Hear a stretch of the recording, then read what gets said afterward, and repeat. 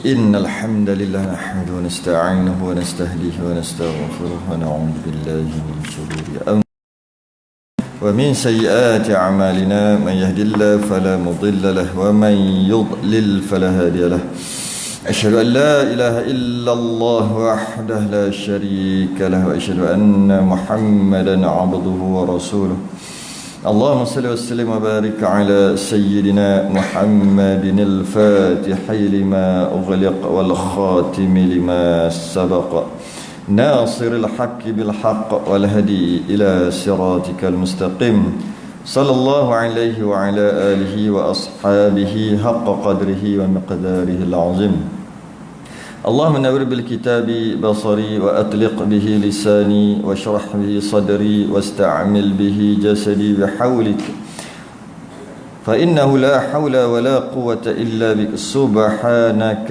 لا علم لنا إلا ما علمتنا إنك أنت العليم الحكيم ولا حول ولا قوة إلا بالله العلي العظيم أما بعد. Pertama sekali mari kita rafa'kan kesyukuran, rasa terima kasih kita kepada Allah Ta'ala. Alhamdulillah dapat kita duduk dalam satu majlis ilmu fardu ain, menyambung daripada bacaan kitab Munyatul Musalli, yang mana kita berhenti. Mana kita berhenti? Oh,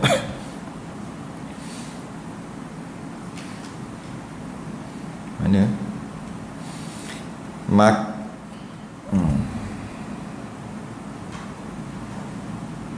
Maka seperti bahawasanya qala al-mu'allif rahimahullahu ta'ala wa nafa'ana wa iyyakum bi'ulumin fid darin amin ya rabbal alamin.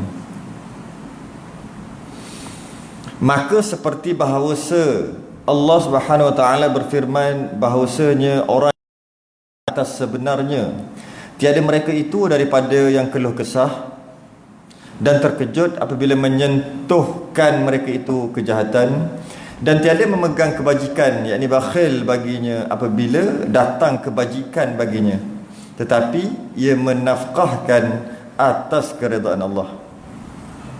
Kita sambung daripada perbahasan kita bulan lepas, yang mana kalau kita tengok perbicaraan sebelum itu berkaitan dengan firman Allah dalam surah Al-Mu'minun, qad aflahal mu'minun alladzina hum fi salatihim khashi'un walladzina hum ala salawatihim yuhafizun.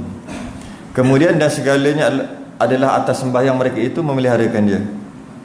Dan firman-Nya surah Al-Ma'arij 22-23, illal musallin alladzina hum ala salatihim daimun, melainkan orang-orang yang sembahyang yang atas mereka itu sembahyang berkekalan memeliharakan diri. Dan diistisna, dikecualikan, dikeluarkan mereka itu orang yang sembahyang daripada bagai jenis manusia yang dijadikan perangai mereka itu terkejut dan keluh kesah tatkala mengenakan mereka itu akan kejahatan. Kalau kita tengok dalam kitab ni hanya ada tulis ayat 22 dan 23. Sebenarnya dia sebelum tu telah dibincangkan pada ayat 19 lagi yang tak ada tu lah. Kalau kita tengok, innal insana khuliqa halu'a, sesungguhnya manusia diciptakan bersifat keluh kesah lagi kikir. Kemudian ayat ke-20, idza massahul syarru jazu'a, bila dia timpa kesusahan dia keluh kesah. Wa idza massahul khairu manu'a, itu ayat ke-21. Dan apabila ia mendapat kebaikan maka ia amat kikir, kedekut. Barulah masuk illal musallin. Itu kat sambungan tu, melainkan orang-orang solat, alladzina hum ala salatihim daimun, mereka yang tetap mengerjakan solatnya. Dapat kita faham kat sini, bila kita lakukan solat dengan sebenar-benar solat, apabila jadi apa-apa cubaan, dugaan, bila didatangkan rezeki, mereka tak keluh kesah. Bila didatangkan ujian, mereka ingat kebaikan yang telah Allah beri sebelum tu. Jadi kita dapat faham dekat sini, kita muhasabah diri kita. Jika kita ditimpa kesusahan, jika kita keluh kesah, sebenarnya ada masalah dengan solat kita. Itulah. Jika kita solat kita ditimpa kesusahan tapi kita relax aja, maknanya solat kita tu okey, itu antara petandanya lah. Dan lagi pula kerana bahawasanya sembahyang yang sebenarnya itu menegahkan daripada fahsya dan mungkar, seperti firman Allah dalam surah Al-Ankabut ayat 45, wa aqimis salah inna salata tanha 'anil fahsya'i wal munkar wa la dzikrullahi akbar. Dan lagi pula kerana bahawasanya sembahyang yang sebenar, maknanya adalah sembahyang yang tak sebenar, adalah sembahyang yang sebenar, dia menegah daripada perkara-perkara yang keji dan mungkar, fahsya dan mungkar. Cuma ulama membahagikan, jika fahsya dia lebih kepada dosa yang berkaitan dengan nafsu, itu fahsya. Dosa yang berkaitan dengan nafsu istilahnya fahsya, yang berkaitan dengan perempuan, nafsu ni lah, syahwat lah, syahwat. Mungkar selain tu, iaitu berkaitan dengan macam berjudi ke, minum arak ke, itu je. Itu adalah ada kena-mengena dengan dosa yang berkaitan dengan selain daripada nafsu. Itu antara ulama perincikan. Ulama memperincikan.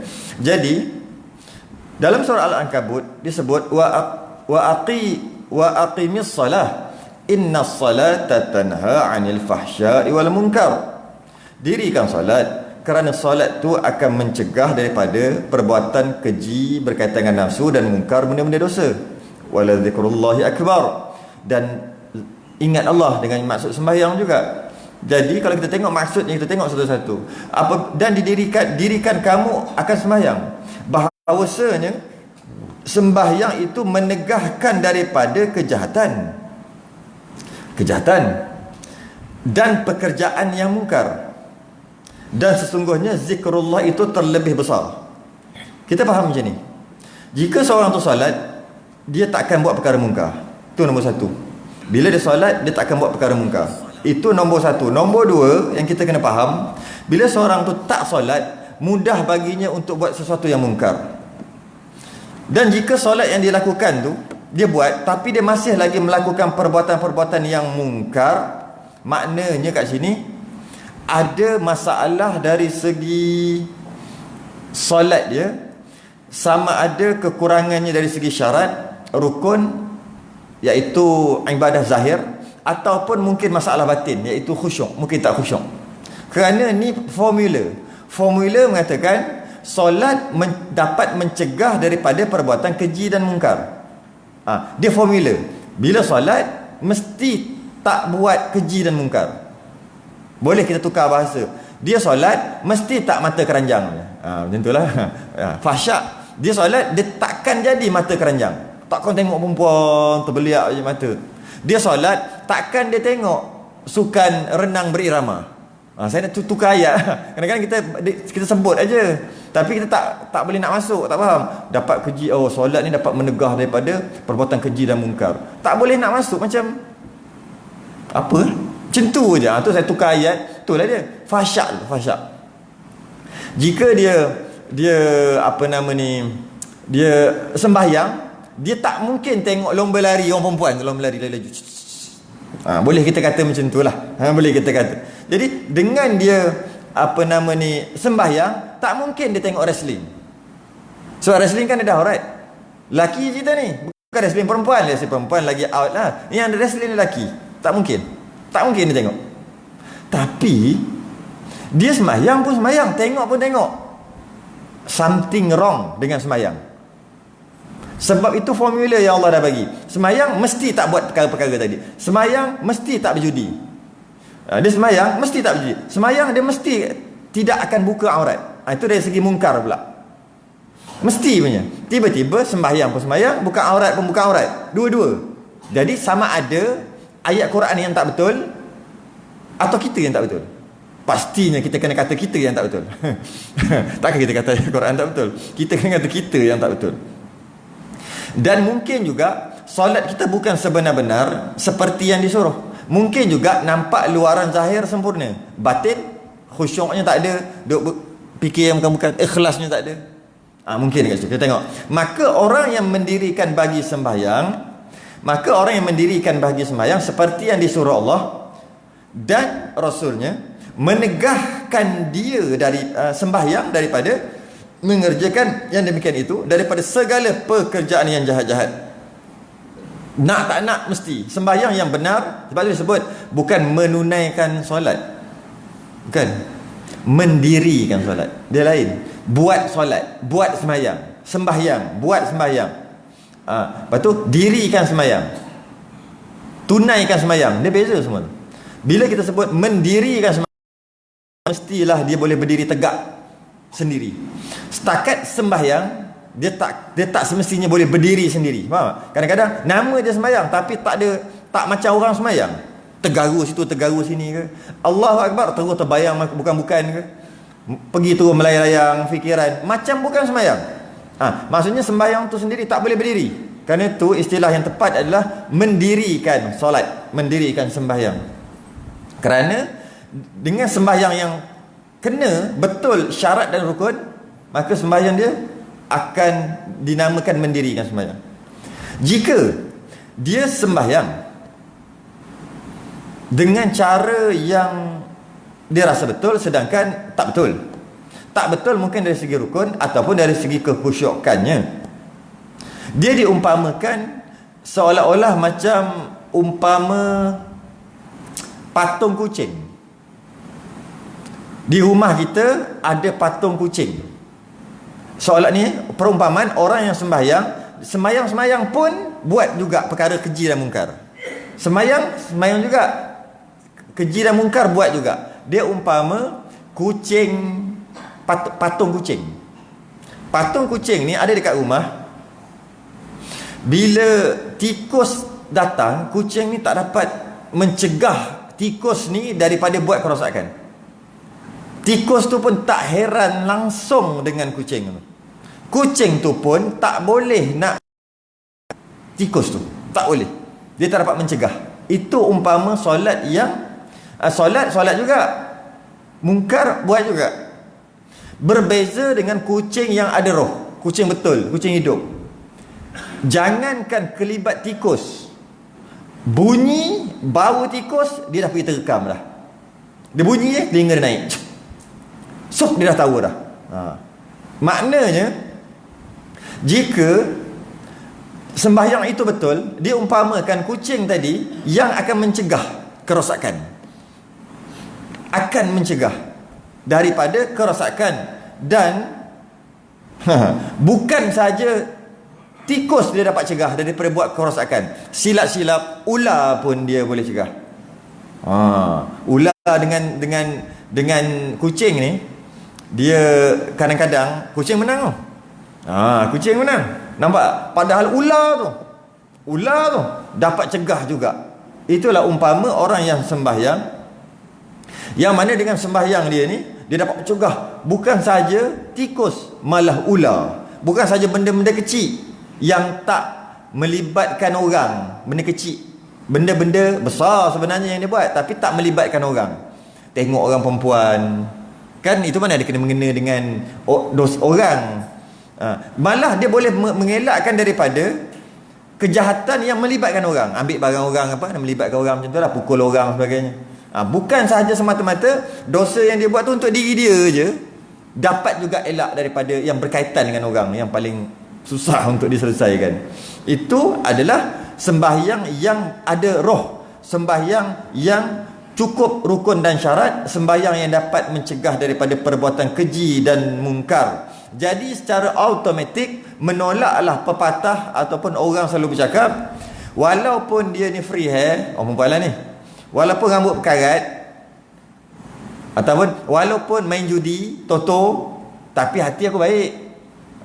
Walaupun aku ni tak solat, tapi aku banyak tolong orang, aku respect orang, ibu bapa aku respect. Nampak? Dia bandingkan walaupun aku hati aku baik, lebih baik daripada hati buruk. Dia pandai, dia cakap, dia kona aku tu. Sedangkan jika dia tidak melakukan sembahyang, awal-awal lagi dia tak baik dah. Macam mana dia pun. Antara yang tak baik adalah dia telah, okey, tengok kata, aku walaupun aku tak sembahyang tapi hati aku baik. Okey? Apa ni, lebih baik macam ni daripada orang yang sembahyang tapi hati busuk. Soalannya, dia tahukah hati orang tu busuk ke tidak? Nampak kat situ mazmumah dah ada kat dia dah. Orang tu tak tahu pun hati dia macam mana. Dia boleh tuduh dah. Dia tuduh apa? Oh, tengok sembahyang tapi hati bukan baik pun. Kejap. Dia tak sembahyang, dia kata hati dia baik. Orang sembahyang, dia kata hati orang tu tak baik. Nampak? Sedangkan hati orang tu mana tahu? Dalam keadaan dia sebut nampak baik pun sebenarnya dia sedang melakukan perkara-perkara yang mungkar. Iaitu dia konon-konon boleh tengok hati orang tu. Dia tu pasti dah tak baik kerana dia tak sembahyang. Pasti dah tak baik. Dan sabda Nabi sallallahu alaihi wasallam, "Sallu kama raaitumuni usalli." Sembahyanglah kamu seperti barang yang kamu lihat daku sembahyang, kata Nabi. Jadi Nabi suruh umatnya sembahyang sebiji 100% macam mana Nabi sembahyang. Jadi ulama memperincikan apakah yang dimaksudkan dengan lihat. Apa maksud lihat? Ra'aitumuni tu lihat, sallu kama salli. Kau sembahyang macam lihat, kau tengok aku sembahyang. Soalannya sekarang ni, apa maksud lihat? Sebab bila kita sebut lihat, dia dengan mata. Itu satu. Satu lagi, macam mana nak lihat, kerana kita tahu sembahyang aqwalun wa af'alun, perkataan dan perbuatan. Muftatahatun bit takbir, dimulai dengan takbir. Wa mukhtatamatun bit taslim, disudahi dengan salam. Bi syara'ita makhsusah, dengan syarat-syarat tertentu. Jadi sembahyang adalah perbuatan dan perkataan. Soalan, perkataan nak lihat macam mana? Rabbighfirli warhamni, Nabi baca. Tapi Nabi tak baca Rabbighfirli warhamni, tak. Dia baca. Macam mana nak lihat? At-tahiyyatul mubarak. Macam mana nak lihat? Nabi kata ra'aitumuni. Jadi nampak tak? Kat sini ada banyak perbahasan, iaitu bukan semata-mata kita faham beberapa kalimah bahasa Arab kita boleh faham semua. Tak. Sembahyang sebagaimana kamu lihat aku sembahyang bermaksud sembahyang macam mana Nabi sembahyang, bukan macam mana tengok betul. Tengok Nabi sembahyang, ikut, bukan. Maksudnya macam mana tahu dari segi perbuatan. Mungkin juga kena tanya, pernah belajar cara-cara menyebut, baca apa. Itu maksud lihat. Lihat dengan maksud tahu, bukan lihat dengan maksud lihat. Jika lihat dengan maksud lihat dengan mata, kita nak sembahyang macam mana? Sekarang. Jadi ra'aitumuni itu bukan lihat. Bukan lihat mata, bukan. Kan biasa kita dengar kan, sembahyang macam mana kau lihat aku sembahyang, kata Nabi. Sedap dia sembang macam tu. Nak lihat macam mana Nabi sembahyang, Nabi dah wafat. Kalau dapat lihat sekalipun, boleh lihat ke perkataan Nabi kat mulut? Kan ada rukun qauli, Fatihah. Allahu Akbar boleh lihat ke? Allahu Akbar tu takbiratul ihram mesti. Kalau tidak tak, tu memula masuk sembahyang, boleh tengok Allahu Akbar. Jadi maknanya ra'aitumuni bukan maksud tengok, maksud tahu. Tu. Cuma okey, sambung sikit lagi. Maka hendaklah kita mengikut akan yang dikerjakan oleh Nabi SAW atas jalan. Ini penyelesaiannya. Macam mana kita nak kama ra'aitumi, nak tengok Nabi solat dengan maksud tahu Nabi sembahyang. Ada cara, dia kata, maka hendaklah kita ikut apa yang dikerjakan oleh Nabi SAW atas jalan, dengan cara, atas jalan tu dengan cara yang kita ambil daripada ulama umat ini. Ambil pada ulama yang dahulu dan yang kemudian. Yang dahulu dan yang kemudian. Ni sindiran ni. Sindiran bagi orang yang tak nak ambil pada umat dahulu, dia nak ambil yang sekarang, yang kemudian aja. Itu sindiran. Dahulu pun kena ambil, sekarang pun kena ambil. Okey, ulama. Seperti yang disebut di dalam kutub mereka itu. Kutub ni jamak daripada kitab lah. Kitab tu satu, kutub tu kitab-kitab. di dalam kutub mereka itu ialah yang dinamakan dan dibilangkan daripada orang yang mendirikan sembahyang dan memeliharakan dia. Jadi untuk tahu Nabi solat dengan cara ada tiga cara. Kita gabungkan semua tadi. Yang pertama, nak tahu Nabi solat dengan cara tengok sendiri. Kemudian apa yang Nabi gerak mulut tu tanya. Baca apa? Nabi buat ajar. Itu satu cara. Itu cara dengan maksud ra'aitumuni, itu maksud dia. Tengok dan tanya apa yang Nabi baca. Satu cara. Cara kedua, untuk tahu macam mana Nabi solat dengan cara ulama fiqh.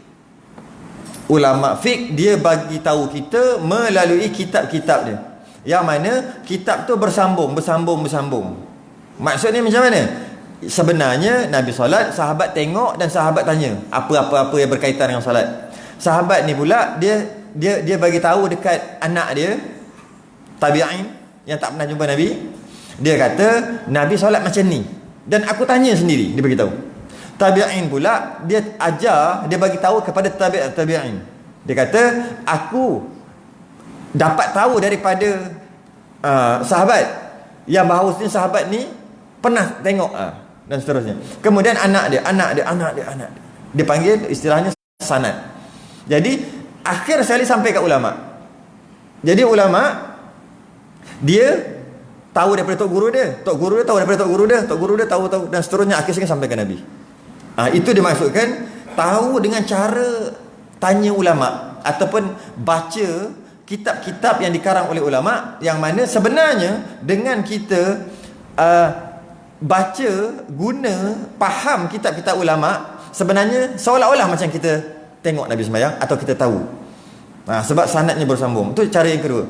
Cara yang ketiga untuk kita sembahyang, untuk kita tahu ra'aitumuni, untuk kita tahu cara sembahyang dengan cara mencari sendiri. Cara-cara kaifiat solat, caranya macam mana? Kita boleh cari melalui Quran dan kita boleh ambil melalui hadis. Boleh. Okey, soalannya kita mampu ke tak? Nak cari sendiri. Boleh tu boleh, cari. Cari maksudnya sembahyang 5 waktu. Cari di Quran dulu, baca habis Quran, tak ada cakap 5 waktu. Tak cukup. Cari hadis Bukhari, jumpa 5 waktu. Okey, yes. 5 waktu dah tahu. Subuh, Zuhur, Asar, Maghrib, Isyak. Okey. Sekarang subuh tu masuk waktu bila? Disebut subuh aja, tak cakap fajar tak fajar. Kalau sebut terbit fajar, ambil ulama. Kata nak cari sendiri. Jadi kalau dia kata terbit fajar lah masuk subuh, mana kau tahu? Carilah dulu, cari hadis tak jumpa. Ada ulama cakap, tak payah kata cari sendiri, ikut ulama lah. Kata nak cari sendiri konon. Ikut ulama lah tu. Jadi maksudnya cari sendiri. Cari aja Quran. Cari dalam Quran, tak jumpa. Cari hadis 1 juta, 2 juta. Carilah semua. Tengok hadis sahih, tengok hadis dhaif pula macam mana. Tengok ada 3 hadis berlawanan. Sudah. Semua lain-lain. Macam mana? Macam mana? Cari sendiri. Cari sendiri. Kalau kata susahlah sikit macam tu, kita akan tengok ulama-ulama. Okey. Kalau macam tu automatik pergi ke martabat yang kedua, iaitu cara dia tahu sembahyang dengan cara ulama. Jadi jangan sembanglah cari sendiri. Tak payah sembanglah, ulama lah. Kerana kalau kita cari sendiri, kemungkinan besar Nabi buat cara lain, kita faham lain. Kemungkinan besar. Kerana kita lah. Jadi maknanya kita pun nak tak nak kenalah ikut ulama. Kerana kita tak boleh tengok sendiri dah. Untuk kita ikut ulama, jika kita mengikut ulama, tidak bermakna kita ikut ulama. Kita ikut ulama sebenarnya kita ikut Nabi. Yang sebut tadi lah. Sebenarnya kita ikut ulama tu adalah ikut Nabi. Bukan kita ikut ulama, ikut ulama. Ulama bukannya maksum. Mula ayat-ayat pelik kalau ulama mungkin boleh buat kesalahan, kata. Jadi yang tak salah ni Nabi. Cari yang sendiri. Last kali ambil ulama juga, tapi ulama yang dia pilih. Sembang je lah. Ada zaman-zaman sekarang ni. Zaman sekarang ni macam tu lah. Jadi contoh orang yang tak pandai dan baru nak solat, kita akan kata apa?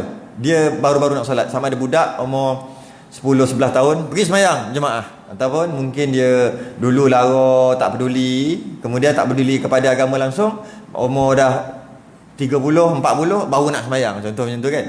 Dia tak peduli pasal agama. Jadi dia tak pandai lah semayang, tahu gitu-gitu, tengok-tengok TV gitu-gitu je, tengok-tengok drama, oh macam ni semayang, okay, macam tu je dia tahu, dia tak peduli langsung. Kemudian dia nak bertaubat, jadi dia nak semayang. Ataupun budak-budak yang kecil lagi, kita kata apa? Ikut je imam, ikut aja imam. Bila apa kita kata ikut imam, kita kata ikut imam, maksudnya kau belajar, tak apa belajar, tapi untuk permulaan ni ikut imam aja. Soalan, budak umur 10 tahun yang semayang, yang otak umur 10 macam mana sangat, kita suruh ikut je pak imam, imam buat macam ni buat, imam buat macam ni buat, imam buat macam ni buat. Kita kata kat dia, soalannya sekarang budak tu semayang ikut Nabi ke ikut pak imam? Ikut Nabi. Bukan ikut imam, ikut Nabi. Sebab Nabi semayang, sebab imam semayang, ikut Nabi. Dia kata, walaupun kita istilahkan kau baru masuk Islam, contoh masuk Islam, ataupun kau baru nak bertaubat kan, tak tahu semayang kan, tahu sikit-sikit macam ni, kau ikut je kat belakang. Sekarang ni dia ikut imam ke dia ikut Nabi? Semayang tu sebenarnya dia ikut Nabi, bukan ikut imam. Tapi kita istilahkan dia ikut imam, sebenarnya dia ikut Nabi. Okay. Jadi oleh kerana mustahil, boleh tak saya sebut macam ni? Mustahil untuk cari sendiri, boleh tak? Keterlaluan tak istilah tu? Mustahil untuk kita cari sendiri secara semayang. Keterlaluan tak? Tak keterlaluan kan? Sebab apa kata tak keterlaluan? Kita cuba fikir. Bermula wajib solat, balik. Balik kita kata orang Malaysia umur lelaki 13 lah kita kata. Perempuan 11 dah kot. Ada 11 12 kan, lelaki 13 14. Tapi ada yang lagi awal, kita ambil secara rambang kan. Okey. Katalah umur 13 balik budak lelaki tu. Okey. Bila balik, sekarang nak wajib semayang kan? Macam nak semayang? Macam mana nak semayang? Logik kan? Kalau katalah orang perempuan umur 9 tahun sekurang-kurangnya balik kan, keluar haid. Katalah umur 9 tahun keluar haid, maka dia balik. Sekarang wajib semayang bagi dia. Semayang. Macam mana nak cari dalam Quran? 9 tahun. Nak cari dalam Quran, nak cari dalam hadis. Tak logik. Tak logik. Tak logik, tak boleh. Boleh dikatakan tak mungkin kita dapat cari cara semayang sendiri daripada Quran dan hadis. Tak mungkin. Katalah kita cari, bermula balik wajib semayang. Maka kita start mencari umur 10 tahun. Kita selesai jumpa cara semayang yang benar setelah kita kaji Quran dan hadis, umur berapa agak? 40. Habis dalam masa tu kau semayang macam mana? Tak logik. Sebab tu kata tidak keterlaluan. Kalau kita kata tak mungkin kita akan cari cara sembahyang, waktu sembahyang, apa-apalah, wuduk dalam masalah sembahyang, menghadap kiblat dalam masalah apa saja yang berkaitan dengan sembahyang, wuduk ke, menghadap kiblat ke, suci daripada najis ke, yang ada kena-mengena dengan sembahyang, tak mungkin kita akan jumpa. Tak mungkin. Jika kita jumpa pun, setelah kita berusaha pada umur 10 tahun, kita jumpa umur 50, umur 40. Tak logik. Tak logik. Jadi semayang kita yang sebenar umur 40. Habis sebelum tu? Ke dia kena belajar, kalau kata balik dia umur 10 tahun, ke dia kena belajar pada umur 4 tahun lagi untuk cari dalil, untuk cari dalam hadis dalam Quran. Kadang-kadang kita tak terfikir perkara ni. Tak mungkin kita akan dapat cari cara semayang Nabi dalam hadis dan Quran. Tak mungkin. Kerana kita diwajibkan sembahyang ketika balik. Balik antara 9 sampai 15. Waktu tu mampu ke nak cari? Tak mampu nak cari. Tak mampu nak cari. Cari kat mana? Akhir sekali macam mana? Ikut je kitab. Ikut ulama lah tu. Ikut ulama lah tu. Oleh kerana itu, ulama mengatakan wajib bertaklid. Itu yang jadi wajib taklid tu. Wajib. Dalam masalah tauhid, haram taklid, tak sah iman. Allah ada. Kenapa? Ayah cakap dia ada. Allah ada, tak sah iman. Allah tu maha mendengar. Tahu, tapi ustaz yang cakap Allah maha mendengar, saya percaya Allah ustaz cakap, tak sah iman. Tak boleh taklid. Iman tak, dia kena ada dalil. Masalah tauhid, dia kena ada dalil, kena belajar. Tapi dalam masalah fiqh, wajib taklid. Kenapa pula wajib taklid? Zaman Nabi, mana taklid tu maksudnya? Ikut membabi buta. Itulah taklid. Ikut mengkhinzir buta. Ikut je. Yang kita duk ikut ni membabi buta tak? Membabi buta lah. Subhana rabbiyal a'la wa bihamdih. Mana? Cari. Mana? Tunjuk satu hadis ataupun ayat Quran. Tak, tapi kita ikut membabi buta. Itulah istilahnya wuduh lah bunyi. Maksudnya ikut wuduh macam tu. Itulah taklid. Cuma jika kita tahu dalil sikit, makin mantap. Tahu sikit, tak tahu semua pun. Tak tahu semua pun. Sikit makin mantap. Sikit makin mantap. Nah, sambil-sambil mengikut membabi buta. Itulah istilah. Kasar lah bunyi. Memang itu pun kita. Kenapa kita sembahyang tutup pusat sampai lutut ataupun pakai jubah? Mana syarat betul ke syaratnya? Tak boleh ke sembahyang pakai spender? Mana buktinya? Tak tahu. Membabi buta lah kita. Itu nama taklid. Cuma taklid, lagi kita faham sumber, punca ayat-ayat yang asalnya boleh jadi hukum tu, lagi mantap. Tapi permulaan ikut aja. Tak tahu apa benda pun. Kita dah percaya dekat jam tu. Tu makhluk yang buat. Percaya, dah masuk waktu. Dengan confidentnya azan. Membabi buta. Tak asal tak keluar. Tengok. Betul ke mega dah hilang ketika masuk isyak? Betul ke dah terbenam matahari ketika masuk maghrib? Pergi tengok. Tak nampak, pergi teropong. Tak apalah, kita nak ikut je. Betul ke jam ni? Tentang Yahudi buat, dia tipu ke? Macam-macam kita boleh kata. Ikut je lah. Membabi buta lah tu. Ikut aja. Dan fiqah lah tu. Dengan maksud, dalam masalah ibadah, masalah fiqah, kita ikut aja. Istilahnya taklid aja. Yang mana-mana 4. Ikut aja. Tak perlu kita nak persoal. Cuma dalam masa yang sama kita belajar daripada mana sumber sikit lah. Itu pun tak mampu. Pun kadang sampai ketua tu ikut je. Ikutlah. Memang taklid. Maka ulama mengatakan dalam masalah wajib tau. Kenapa wajib? Hujahnya tadi. Kenapa wajib taklid? Kerana pada umur 10 tahun bila balik, sila sembahyang. Kalau tak nak taklid, sila cari sendiri.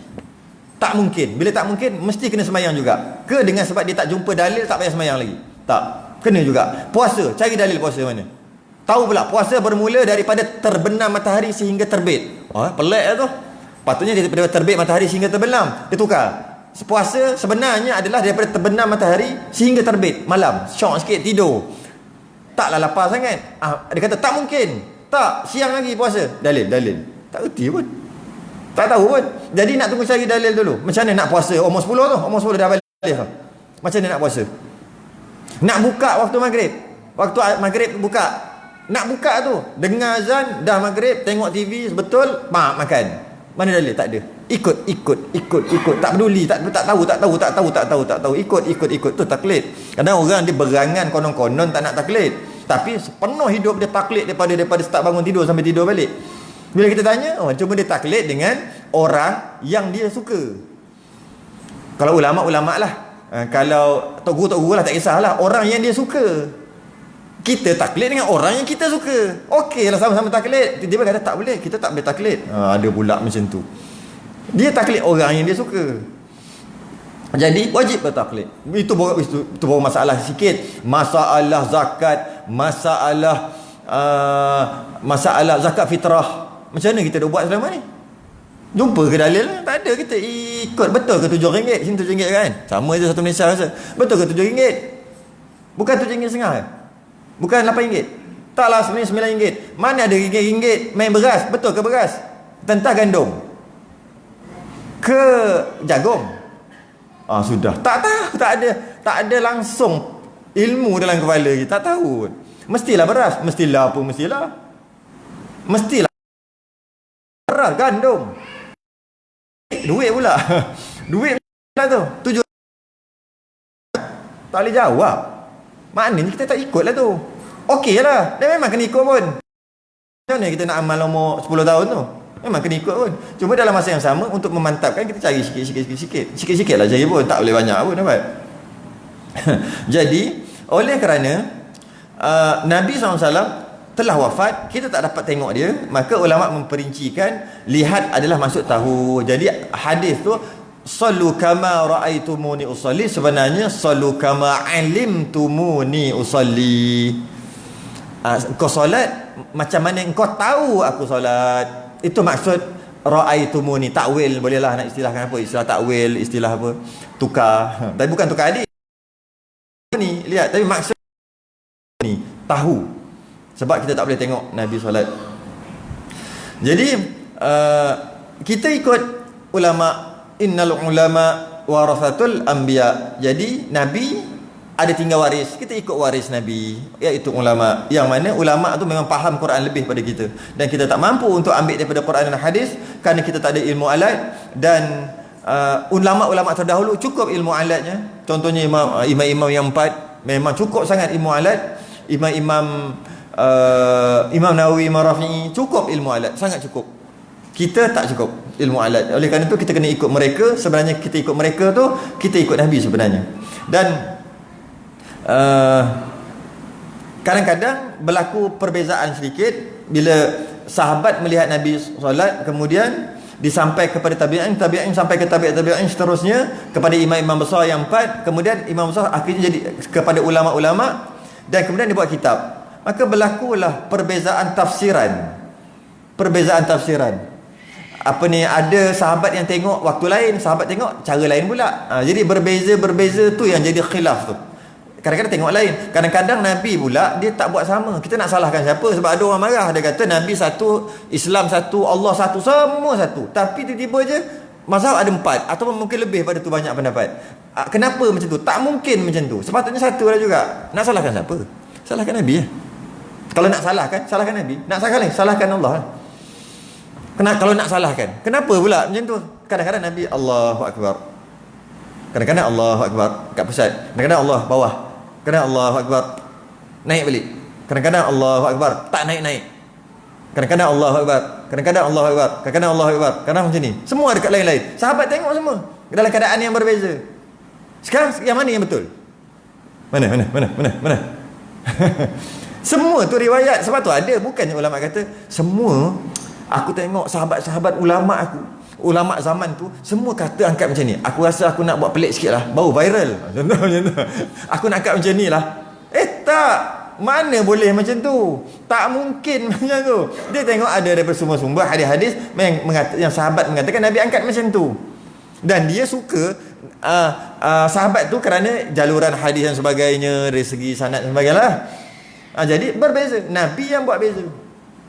Kalau kita tengok nak salahkan siapa lagi jika berbeza? Contoh dalam ayat iddah salah sata quru, 3 quru. Orang yang diceraikan suami hendaklah beriddah 3 quru. Quru ada 2 makna. Satu makna quru adalah haid, satu makna quru adalah suci. Dua-dua tu makna quru. Haid juga sama, suci juga sama. Bila macam tu, sekarang nak ikut yang mana? Jika 3 kali suci, maknanya jika perceraian tu berlaku ketika suci, dah kira 1. Haid suci kira 2. Haid suci kira 3. Haid suci kira 3. Dah boleh kahwin dengan orang lain. Jika quru tu bermakna haid, cerai ketika suci, tak kira 1 lagi. Tunggu haid datang. Sekali haid 4 bulan baru datang lepas pada tu. Macam mana? Kena kira baru 1. 4 bulan tu baru 1 kuruk. Boleh rujuk balik walaupun 4 bulan. Kita tak terfikir. Kemudian lepas datang 1 kuruk, ni mazhab Hanafi. Kuruk dengan masuk haid 1 kira. Kemudian suci 4 bulan lagi suci. Tak ada penyakit ke apa, tak kisahlah. 4 bulan lagi, boleh rujuk lagi. Tak boleh kahwin dengan orang lain, haram. Kemudian datang balik 1 lagi haid. Datang balik haid 2 kuruk baru. 4 bulan lagi. Melampau lah, sakit apa tak tahulah. Datang balik 4 bulan haid. Maknanya 4 kali 3, setahun dia haram kahwin. Kerana salah satu kuruk bermaksud haid pada mazhab Hanafi. Padahal mazhab Syafi'i tadi, yang kata tadi 3 bulan macam tu je. Berbeza. Salahkan Allah lah. Kenapa Allah guna double meaning? Nak salahkan siapa? Memang macam tu keadaannya. Satu huruf, satu perkataan, maknanya banyak. Bukan satu je. Jadi memang macam tu keadaannya.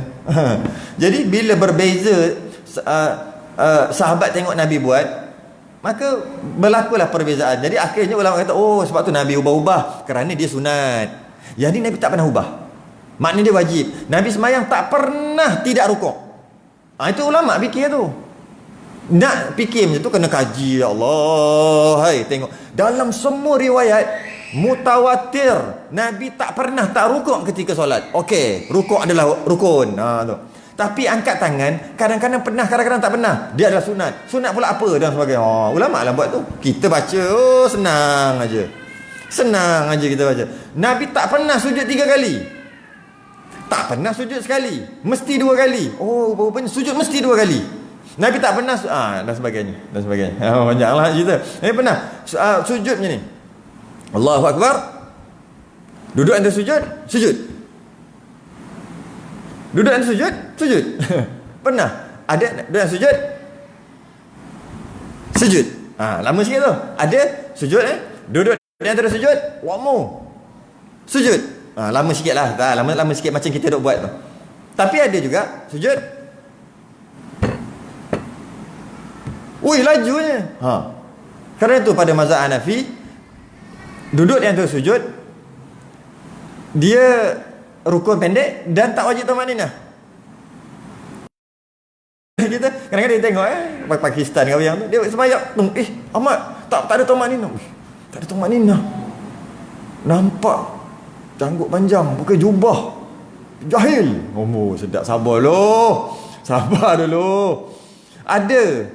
Saya sampaikan sehingga kan, kalau kita nak perincikan betul-betul, banyak perbezaan, banyak sangat perbezaan. Tapi tamakninah ketika berdiri ada. Mazhab Hanafi sekalipun. Ketika rukuk ada, ketika i'tidal ada yang tak ada, iaitu subhanallah walhamdulillah Allahu akbar. Itu lama. Sujud tak ada. Sujud macam ni. Allahu akbar, sujud, betul? Duduk sujud, sujud bangun. Itu tak ada. Maksudnya sujud mesti lama. Ada yang cepat. Jadi berlakulah mazhab perbezaan-perbezaan kerana Nabi buat cara yang berbeza. Kadang-kadang Nabi turunkan lutut dulu sebelum tangan ketika sujud. Kadang-kadang Nabi turunkan tangan dulu sebelum lutut. Pernah Nabi larang untuk turun sujud macam unta turun. Macam mana nak faham?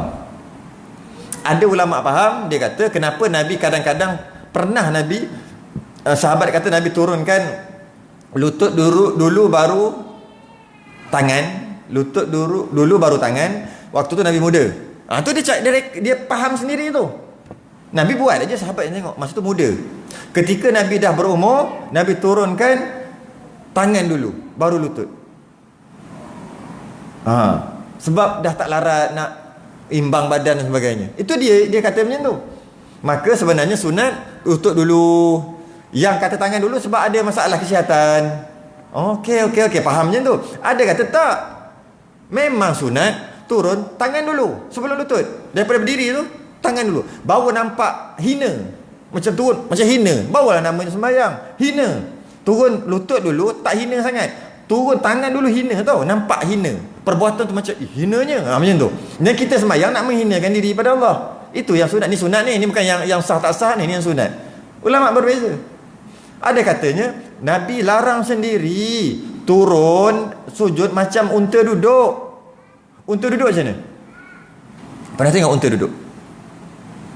Dia duduk yang belakang dulu ke yang depan dulu? Kaki dia. Dia punya tu kan? Belakang dulu kan? Depan dulu. Depan dulu. Lepas tu tertonggeng. Lepas tu kan? Okey.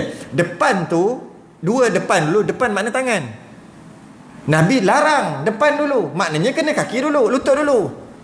Sahabat kata, bukan sahabat kata, ulama yang lain kata, "Woi, unta mana ada tangan? Dia ada 4 kaki. Jadi turun kaki dulu yang tak boleh. Depan kaki lah. Kita depan jadi tangan. Sejak bila dia angkat tangan macam tu? Dia 4 kaki. Masa bila lah unta ada tangan? Nampak? Kita ikut je lah. Banyak kalau nak sebut. Seronok memang lah seronok. Mana ada unta ada tangan? Unta ada kaki. Bila ada kaki dia turun yang depan. Depan tu apa? Kaki. Sejak bila kita panggil kaki depan tu tangan? Yang belakang Mana Nabi tak cakap macam tu. Nabi kata jangan sujud macam unta tu. Masing-masing faham. Dua-dua betul. Dua-dua masuk akal. Dua-dua betul. Jadi mana dulu? Tangan ke tu? Jadi yang paling cantik adalah yang ulama kata tadi tu lah. Ketika sihat, lutut dulu. Ketika sakit, tangan dulu. Itu pun tidak menidakkan kalau nak tangan dulu pun. Tu beza sikit je. Beza sikit aja. Jadi ulama yang memperincikan perbuatan bacaan Nabi, ada rukun, ada yang sunat, ada yang sunat pula terbagi kepada dua. Sunat ab'ad, kadang-kadang sunat hay'ah, iaitu kadang-kadang Nabi lepas tertinggal sunat tu Nabi sujud sahwi, kadang-kadang tak sujud sahwi.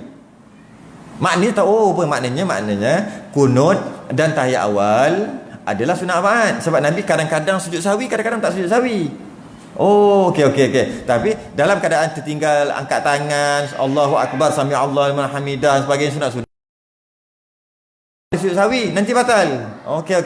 Itu ulama faham daripada sahabat yang menceritakan, yang tengok, yang ra'aitumuni, sahabat yang tengok, sahabat yang cerita. Nah, sahabat cerita. Jadi berbeza-bezalah, berbeza-beza. Jadi oleh kerana itu hinggalah zaman sekarang, sampai zaman sekarang kita duduk semayang. Kerana itu juga ada keluar statement ni, statement yang very dangerous statement, sangat bahaya statement. Tapi ramai orang pakai statement ni. Statement ni adalah dia kata solat cara Nabi. Kadang-kadang buat daurah, kadang-kadang buat kursus solat cara Nabi. Bunyi okey je, tapi bahayalah statement. Bahaya. Kenapa bahaya? Sifat solat Nabi, bahaya. Kerana mustahil pada kita untuk mencapai sebuah kata sepakat yang mengatakan ini adalah solat cara Nabi. Mustahil. Macam mana? Sahabat tengok pun lain-lain. Mustahil. Oleh kerana apabila kita buat satu kursus daurah, atau kita sebut aku tengah belajar solat cara Nabi, sifat solat Nabi, tengah belajar ni, automatik seolah-olah, bukan kata kat dia, seolah-olah dia menidakkan semayang yang selain daripada tu. Secara tak langsung dia tak menidakkan, tapi seolah-olah ini solat cara Nabi, itu bukan. Sebab tu dia kata aku tengah belajar ni, belajar solat cara Nabi ni, tengah belajar ni, aku nak pergi kursus ni, kena bayar RM15 satu hari daripada pagi sampai ke petang. Buat apa? Belajar solat. Solat apa? Solat cara Nabi ni. Maknanya apa? Dia tak bagi tahu, tapi faham selain daripada tu bukan cara Nabi. Tak syok kita bukan tuduh dia, dapat faham daripada perkataan tu. Sedangkan solat cara Nabi, yang mana solat cara yang dia belajar adalah solat cara Nabi. Belajar kitab ni pula, ulama ni pula kata macam ni sekian, solat cara Nabi juga. Kata yang lain pula, solat cara Nabi pula. Tengok cara ni pula, solat cara. Janji belajar ikut panduan ulama, semua solat cara Nabi.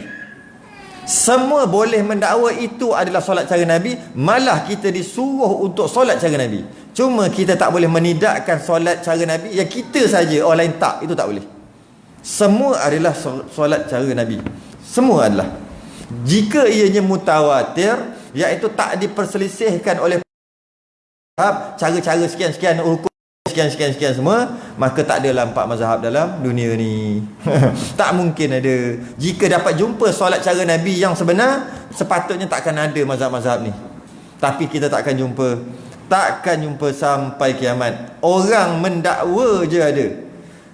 Sesiapa yang mendakwa ianya sahaja solat cara Nabi, yang orang lain tak, dia yang mempersoal tu adalah salah.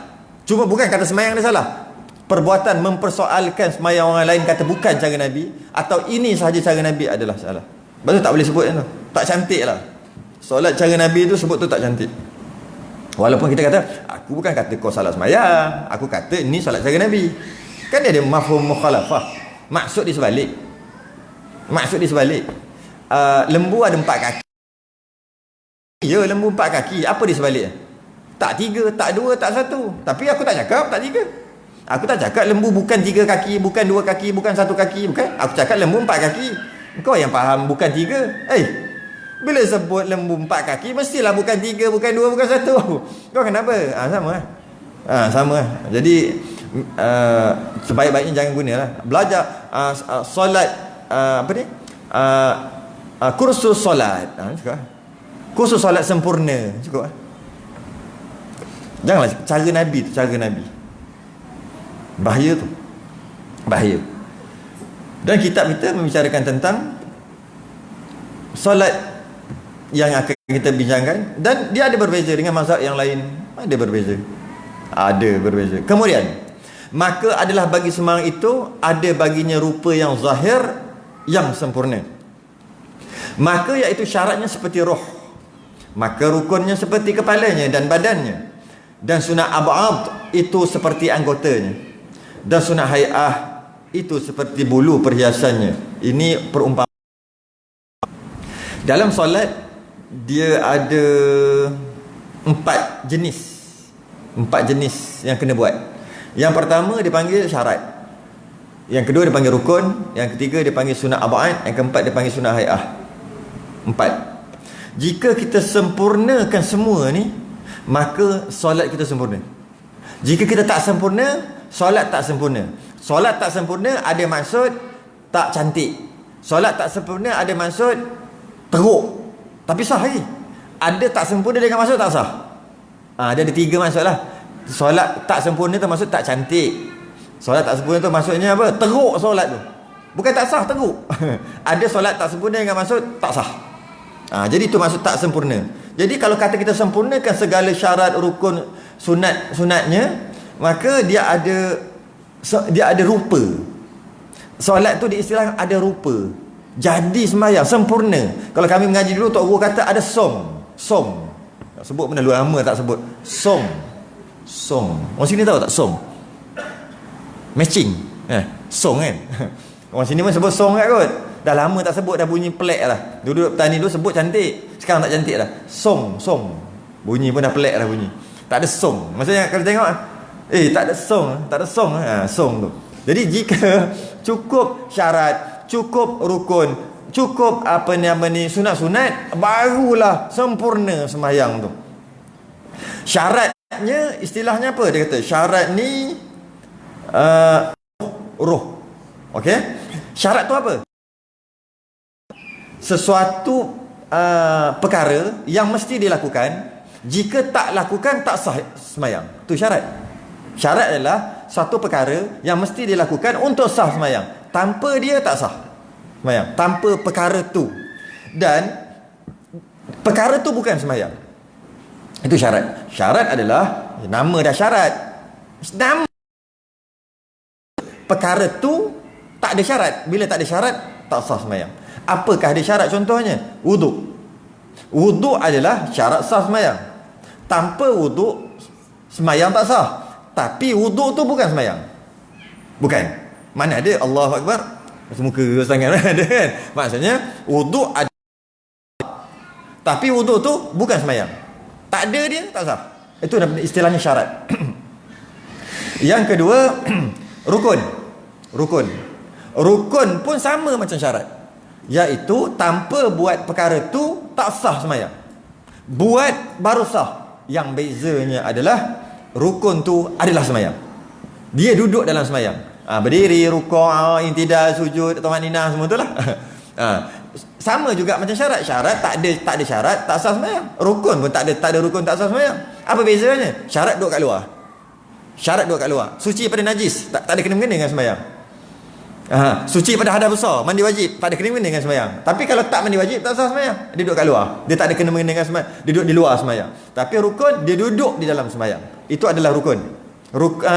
Syarat umpama roh. Dengan maksud, jika tak ada syarat, sembahyang tak ada roh. Bila tak ada roh, hidup ke mati? Mati maksudnya tak sah. Okey, ada tak ambil wuduk, sembahyang tak ada roh, maknanya sembahyang tak sah, kena qada. Ada najis dekat badan, sembahyang juga. Jadi bila ada najis, tak ada syarat lah. Syaratnya suci pada najis. Sembahyang ni, dia tak menyempurnakan syarat suci pada najis, maka sembahyang dia ada najis, sembahyang dia tak ada roh. Tak ada roh maknanya sembahyang dia tak sah, kena qada dan sebagainya. Tutup aurat dan sebagainya.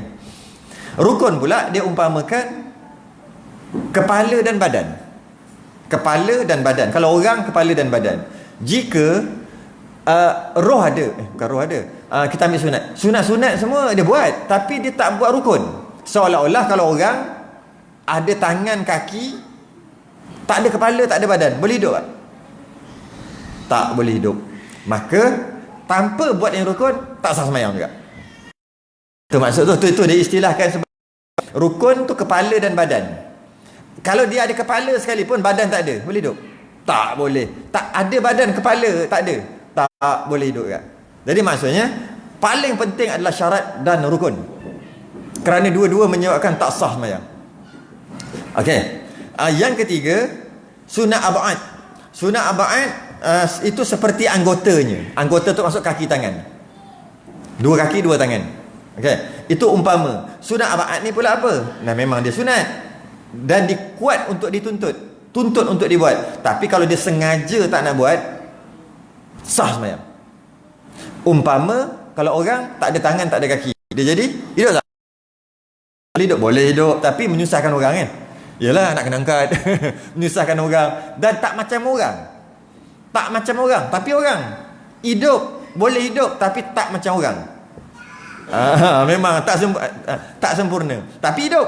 Jadi jika tak buat sunat ab'ad, iaitu ada 21. Apa benda sunat ab'ad ada 21? Ya, sunat ab'ad ada 21. 21 lah. Dia bukan ada dua tu kita kunut dengan betul lah juga kunut dengan tayat awal. Kita akan masuk dalam bab tu nanti. Sebenarnya ada 21 sunat ab'ad. Kita tak perasan pun. Tak silap kita ingat kita baca kunut, rupanya dengan kita baca kunut pun sunat sujud sahwi juga. Jika kita tak sujud sahwi sebab kita tak tahu, kita punya sembahyang seolah-olah tak sempurna, ada kepala dengan badan. Kita rasa kita dah betul sebab ada 21. Nak bincang panjang sangat, 21 panjang kan tu. Nanti next bila-bila sampai tempat dia nanti. Dia sebenarnya sama je 2 dengan 21 tu. Macam seolah-olah macam sapu telinga lah. Kita wuduk sapu telinga, sunat berapa kali? Sapu telinga kan? Ke basuh telinga? Sapu, janganlah basuh. Basuh pun boleh, tapi sapu telinga ni sapu, rambut sapu, ni kepala sapu. Berapa ketika ambil wuduk berapa kali sunat sapu telinga? 18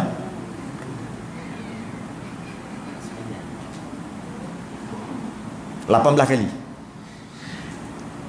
18 kali ambil. Bukan. Saya nak bagi contoh yang 21 tadi, samalah kaedahnya. Telinga sapu sunat 18 kali. Macam mana kiranya? Jadi kiaslah dengan sunat ab'ad tadi. Kiranya macam ni. Ketika basuh muka, kita basuh muka, sunat lebihkan sikit. Bila lebihkan sikit, kan kena 2 telinga. 2. Kena sikit. 2. Kemudian kan muka 3 kali. Kali kedua 4. 6. Dah 6 dah. Ketika menyapu kepala ni, sapu kepala, sunat macam ni. Yang ni yang untuk sah, cek tu. Ni sunat macam ni. Depan balik tu sunat. Dia pun nak buat yang tu, buat lah. Kan kena tu. Sunat berapa kali? 3 kali. Tadi dah 6, 8, 10, 12. Lepas kepala, sunat telinga. Telinga memang ambil berapa tadi? 2, 4, 6 lagi. 12, 6, 18 kali. Jadi kiraan 21 tu macam tu lah nanti. Tapi panjanglah sikit. Bukannya sunat ab'ad 21 Jahannam. Rukun pun ada 13. Maksud tu lah tadi. Masih macam tu lah. Tapi detail lah sikit perbahasan dia. Ni selawatnya, selawat dan salam ketika kunut, ketika tayat awal dan sebagainya. Biarlah nanti. Okay, nanti tu. Itu adalah sunat ab'ad. Walaupun tak buat sunat ab'ad, walaupun tak buat sunat ab'ad, sah. Tapi dia tak sempurna lah. Masih lagi sah. Jika sujud sahwi, dia dapat cover balik. Satu lagi, sunat hai'ah. Sunat hai'ah adalah sunat yang mengindahkan. Hai'ah ni indah, cantik. Iaitu dia sunat macam seperti bulu perhiasan. Kalau orang semua cukup muka, maksud sunat ab'ad, dia ada tangan kaki. Syarat disempurnakan, maknanya roh ada. Dia sempurnakan syarat-syarat. Kemudian rukun dia buat, kepala dengan badan ada. Sunat ab'ad dia buat, tangan kaki ada. Sunat hai'ah dia tak buat. Dia umpama bulu. Kalau muka orang tak ada bulunya agak-agak. Uduh tau. Dia bukan bulu je, dia apa sahaja yang aksesori dia panggil. Hai'ah ni aksesori. aksesori. Ni tak ada, bulu mata tak ada. Ui, seram juga. Semua tak ada. Okey, kalau tangan, lekuk ni tak ada, ni. Yang kedut ni tak ada. Straight. Jadi orang juga. Tapi ni aksesori ni. Ni aksesori, kuku tak ada, sama je. Weh, ngeri Tengok ngeri. Ni tak ada ni, lain-lain semua tak ada ni. Ni semua tak ada. Apa dia panggil? Lain-lain tak ada. Semua straight. Apa saja aksesori lah. Siku tak ada yang berkedut ni. Semua straight. Ni bibir tak ada. Ni bukan bibir yang ni tak ada ni. Ni. Yang ada macam tu. Macam tu je. Tak ada yang ni. Ni aksesori ni. Tak ada ni wuduh kita tau. Apa nak sebut? Tak tahu. Bibir ni lah ni. Yang luar ni. Yang warna merah ni. Ni aksesori ni. Kalau tak ada ni wuduh muka. Aksesori ni. Benda tu tak ada. Bila kita tak buat, sunnah hai'ah. Allahu Akbar tak sebut. Sami Allah wa hamidah. Rabbana lakal hamd tak sebut. Subhana rabbil a'la tak ada. Kadang-kadang tak ada langsung. Kamu sekali. Ni langsung tak ada. Rabbil fili tak ada. Macam apalah yang sunat lah. Sunat ada 500. Sunat sembahyang ada 500. Sunnah hai'ah ada 500. 500. Tak tahu bila habis. Kalau belajar sunat tu je tak tahu bila habis. Ada 500. Angkat tangan, main belasah yang angkat. Sedangkan ada cara nak jarak ke tak, nak bengkok macam ni ke, macam ni, semua pahala tu. Tapi macam bulu-bulu di badan lah. Kalau tak buat pun kan kata sah, tapi ngeri orang tengok. Tak ada bulu. Macam ni ke, macam ni. Ada macam ni kan, Allahu Akbar kan. Semua apa nama ni, kalau dia buat macam ni, apa semuanya tu, macam ni ke. Boleh je sah juga kan? Sah. Allahu Akbar. Sah. Bukan tak sah. Tapi apa kau buat macam ni? Hilang bulu. Sebab apa? Ini bukan sunat. Mengarut. Jadi macam itulah. Jadi cantik dengan aksesori tu, lagi banyak buat sunat, lagi banyak aksesori, lagi cantik. Orang tak ada gigi. Aksesori gigi. Agak macam mana? Tak ada gigi, tak ada bulu. Huduh lah kata. Itu adalah sunnah hai'ah. Malah ulama' mengatakan mana lagi besar sunnah aba'ad dengan sunnah hai'ah. Kita kata tadi sunnah hai'ah kan, tapi sebenarnya mana lagi besar? Dia ada dua pendapat ulama'. Pertama kata sunnah aba'ad lagi besar. Tangan. Setengah kitab mengatakan sebenarnya yang lagi besar adalah sunnah hai'ah. Pula dah. Sunnah aba'ad besar juga, tapi yang besar, lebih besar pada sunnah aba'ad adalah sunnah hai'ah. Apa buktinya? Buktinya sesuatu yang hilang kemudian boleh ganti dengan sesuatu yang hilang tak boleh dah ganti lah. Mana lagi besar? Yang mana lagi besar? Maksudnya mana lagi penting? Mana lagi penting lah. Mana lagi penting? Besar tu maksud penting. Hilang tak patah tumbuh hilang ganti. Ni patah tumbuh hilang tak ganti. Patah tak tumbuh hilang tak ganti. Dia ada satu tu je, baka durian. Duri hitam. Tu je yang paling sedap, satu je. Kalau patah mati, tapi musang king berlambak kalau mati dia punya benih. Yang ini satu je, special, kacukan di antara, saya sebutlah, kacuk gitu, tut tak tut semua jadi sedap. Tapi ada satu je benih ni. Okey, jika mati tak boleh ganti. Tapi musang king ada juga. Tapi musang king kalau mati dia boleh pergi cari kat raup, cari kat mana, beli buat balik boleh ganti. Yang mana lagi mahal? Mana lagi mahal, lagi besar, lagi penting? Yang tak boleh ganti. Okey, ketika meninggalkan sunnah aba'ad dan sunnah aba'ad, kunut dan tahiyat awal boleh ganti tak? Boleh, sujud sahwi. Tapi sunnah aku terlupa angkat tangan. Sami Allah hamidah aku tak angkat tangan tadi. Lepas tahiyat kama sallai ta'ala, lepas tu habis, sebelum salam dia sujud sahwi. Batal tak sembahyang? Batal. Mana tak boleh ganti. Mana lagi besar? Besar sunnah hai'ah lagi. Sebab dia tak boleh diganti. Boleh terima juga. Jadi dua-dua boleh lah. Sunnah aba'ad. Ini cerita dari segi keutamaan, tapi dua-dua kena buat. Kita buat lah. Dia kata sunnah hai'ah lebih besar daripada sunnah aba'ad kerana dia tak boleh ganti lah. Sujud sahwi malah batal lah kalau nak ganti. Besarnya dia kau tak boleh ganti. Boleh jadi batal jika dia terlupa angkat tangan sami Allah liman hamidah, terlupa, dia ganti untuk sujud sahwi, nanti batal. Rakaat yang seterusnya dia kata aku nak ganti sami Allah liman hamidah. Kenapa dua kali? Macam ni. Yang tadi ganti qada, yang tadi batal juga, menggerakkan anggota lebih pada 3 gerakan besar. Tak boleh ganti. Itu adalah lebih besar. Itu cara untuk kita berfikir kadang-kadang tu je lah. Dan baginya rupa, nak berhenti kat mana ni sikit. Dan ada baginya rupa hakikat batin. Dan tiada sempurna bagi sembahyang, dan tiada tamamnya, sempurna lah tu, melainkan dengan mendirikan ia dengan keduanya sekali. Memang dah sampai dah dia punya stesen. Jadi dengan kita hanya semata-mata buat yang zahir tak sempurna, kena buat batin sekali. Rupanya tadi duk cerita panjang-panjang lebar tadi, zahir luaran, ada yang batin. Yang batin apa dia kata? Hakikat, rupa hakikat yang batin, iaitu mesti kena buat sekali, tidak sempurna. Dengan makna belum dinamakan mendirikan solat, hanya melakukan yang zahir tanpa yang batin. Zahir maksudnya cantik, sempurna, rukunnya. Okey. Tapi hakikat sembahyang sendiri kena faham. Hakikat sembahyang. Jadi dinamakan mendirikan sembahyang apabila ada zahir dan batin. Dalam khusyuk dan sebagainya kita akan masuklah nanti. Ada zahir dan batin. Jika hanya ada batin saja, zahir tak ada, tak nama mendirikan, maka menolaklah orang yang solat daim, solat niat. Solat dalam Quran sebut daim. Daim kau tahu tak apa daim? Daim tu sentiasa. Sembahyang yang luar ni sembahyang zahir, itu bukan hakikat sebenar sembahyang. Bunyi hakikat dah tu, dah bunyi hakikat dah tu. Hakikat dah tu. Hakikat sembahyang yang sebenarnya adalah sentiasa dalam hati. Itu adalah solat yang sebenar. Setiap saat solat.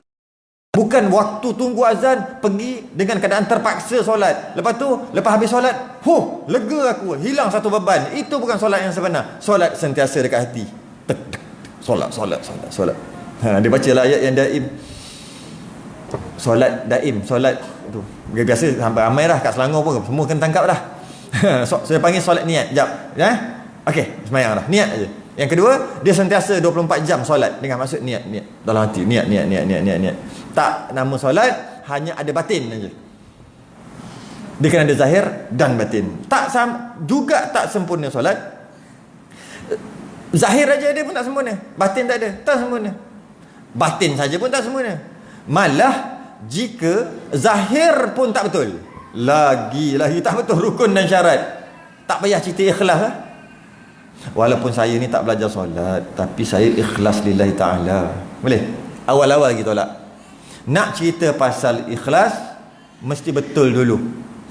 Lepas betul, baru cerita pasal ikhlas. Aku baca Quran, nak belajar susah, tapi aku baca, aku lillahi ta'ala. Harapkan apa-apa balasan pun. Macam orang duduk baca Waqiah, nak rezeki. Aku tak. Baca surah Yusuf, nak anak comel ketika mengandung. Aku tak nak semua-semua tu. Solat duha sebab nak murah rezeki, aku tak nak. Aku baca, aku semayang semua lillahi ta'ala. Cuma aku tak mengaji, tak belajar je. Jangan sembang pasal ikhlas. Nak bicara tentang ikhlas, dia ada syarat besar, iaitu kena betul dulu. Lepas betul, baru cerita ikhlas ke tak ikhlas. Kalau tak betul, dia tidak layak untuk membicarakan tentang keikhlasan. Itu Swiss dia. Itu syarat dia. Ada orang cakap macam tu. Ada. Dia kata walaupun saya ni tak pakai tudung, tapi hati saya baik. Dia kata macam tu. Ada. Ramai. Walaupun saya nampak je pakai macam ni, mendedah aurat ke apa kan, tapi sebenarnya hati saya baik. Kalau nak bandingkan orang yang tutup aurat tu, tutup habis semua, tutup kalau nak tutup, tapi dalam hati macam-macam cakap kan.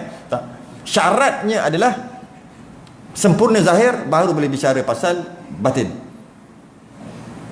Sempurna zahir, baru boleh bicara pasal batin. Kita dah sampai waktunya dah. Sudah sampai. Stesen. Dia kena berhenti kat stesen. Kalau tak berhenti kat stesen nanti payah. Jadi kita dah sampai stesen yang seterusnya.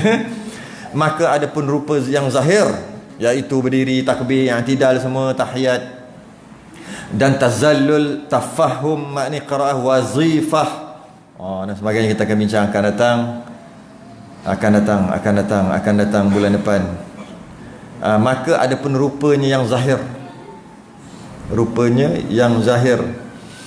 Kerana tujuan kita sempurnakan zahir kita. Lepas kita sempurnakan zahir kita sempurnakan batin kita. Lepas kita sempurnakan batin kita, barulah kita mencapai makam ihsan. an ta'budallaha ka'annaka tarahu fa illam takun tarahu fa innahu yaraka. Macam mana kita solat? Seolah-olah kita melihat Allah dengan basirah. Dah bincang dah sebelum ni kan. Siapa yang mengatakan dia melihat Allah dengan basar ataupun dengan mata lendai, ni mata lendai, pergi mana tadi? Masjid, jumpa Allah kejap, jumpa ke? Aku jumpa, kapis satu mata. Siapa cakap ni? Habis tu dalam hadis tadi, hadis Jibril dia panggil anta'budallaha ka'annaka tarahu. Engkau semayang seolah-olah engkau melihat Allah. Seolah-olah kan tu. Melihat Allah dengan apa? Dia panggil basirah, mata hati. Kita akan bincangkan datang berkaitan dengan bila kita tengok gula. Nak tengok, melihat dengan mata lendai dan mata hati ni beza dia. Kita kenal itu adalah gula. Hablo kan? Hablo lutsina. Bunyi modern sikit. Hablo lutsina. Kita tengok. Gula. Kita pun tengok. Kita tengok gula tu zahir dia. Mata kita menampak bentuk gula. Tapi hati kita nampak manis. Mata hati kita, ainul qalbi kita nampak manis. Macam mana kita nak tengok manis tu? Tu kita tengok pisau. Zahirnya kita tengok berkilat besi, tapi mata hati kita nampak tajam. Macam mana nak cakap? Balik try tengok. Nanti dia nampak. Tu lah mata hati. Tu lah. Nak cakap payah sebab benda cerita hati. Kita akan bincang berkaitan dengan tu lah. Macam tu yang dimaksudkan melihat Allah dengan mata hati, dengan basirah. Tapi tu pun sembang aja pun. Mana boleh tengok ke? Allah. Kita bukan ma fi qalbi ghairullah, penuh dalam dunia dalam hati, tiba-tiba nak tengok basirah konon-konon.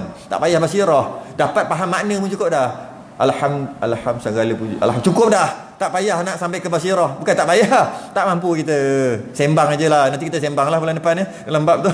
Kita mengaku terus lah. Mengaku terus, sembang bulan depan. Takkan jumpa, takkan boleh lah.